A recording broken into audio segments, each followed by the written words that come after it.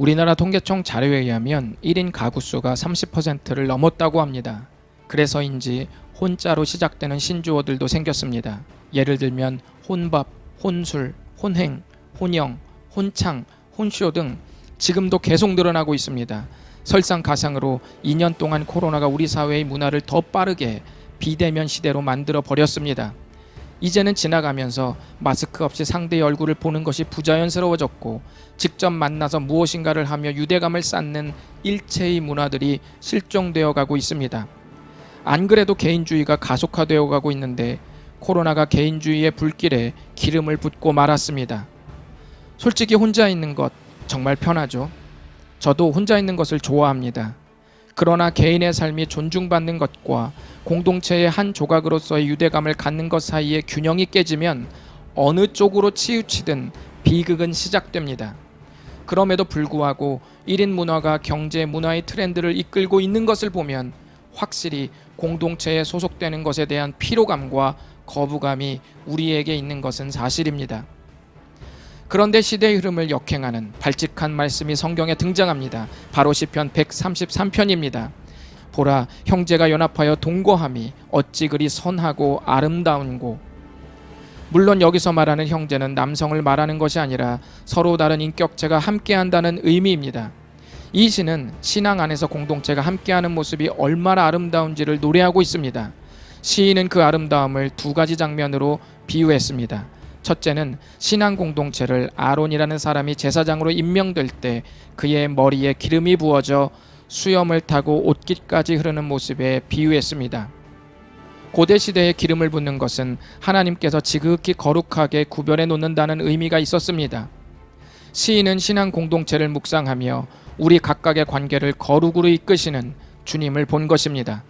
그뿐만 아니라 시인은 신앙 공동체를 헐몬의 이슬이 시온의 산에 내리고 있는 모습에 비유하기도 했습니다. 갈릴리 북쪽 시리아와 레바논 국경에 위치한 헐몬산은 많은 이슬이 내리기로 유명했습니다.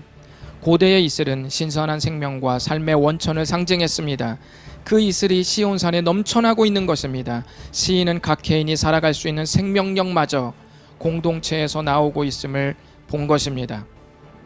혼자 있는 것에 익숙해진 사람들은 타인과 함께할 때 오는 어색함과 타인을 신경 쓰기 위해 소모하는 감정을 근거로 함께 있을 때가 득보다 실이 많다고 주장합니다. 분명 그렇게 느낀 순간들은 전부 사실일 것입니다. 그러나 신앙 공동체는 거기서 끝나지 않습니다. 서로의 다양성이 존중받으면서도 서로가 서로를 뜨겁게 사랑할 수 있도록 하나님께서 각 개인의 성숙을 끌어올리시는 역사가 있습니다. 시편 133편의 말씀은 공동체를 거룩하게 만드시고 개인의 한계를 뛰어넘는 생명력을 공동체에 불어넣으시는 주님의 은밀한 큰 손을 간파한 것입니다. 이 사진을 보십시오. 인류가 멸망하고 혼자 살아남은 한 사람의 이야기를 다룬 영화의 한 장면입니다. 당신이 이 거리를 헤매는 유일하게 살아남은 한 사람이라면 어떨 것 같습니까? 인간은 절대로 혼자 살 수 없으며 우리가 그토록 갈망하는 궁극의 행복도 결코 개인의 삶이라는 한 축으로는 맛볼 수 없습니다. 혼자 사는 삶도 함께 사는 삶 사이에 있어야 그 진가를 발휘합니다. 저마다 살다 보면 각자에게 유리하고 이익이 되는 쪽으로 입장을 바꿉니다. 어제의 원수가 오늘의 친구가 되기도 하고 내일은 또다시 그 친구가 원수가 되기도 합니다. 이런 삶을 반복하면 개인의 삶과 공동체의 삶이라는 균형이 깨져버리고 이내 우리는 역시 혼자가 답이라는 결론에 이릅니다. 그러나 시편 118편 6절은 이렇게 말씀합니다. 여호와는 내 편이시라. 내가 두려워하지 아니하리니 사람이 내게 어찌할까. 주님은 우리의 연약을 온몸으로 끌어안고 어디든지 함께 하시는 분입니다. 죄가 집어삼킨 절망스러운 우리를 찾아오신 유일한 분이 누구셨습니까? 바로 예수님이셨습니다.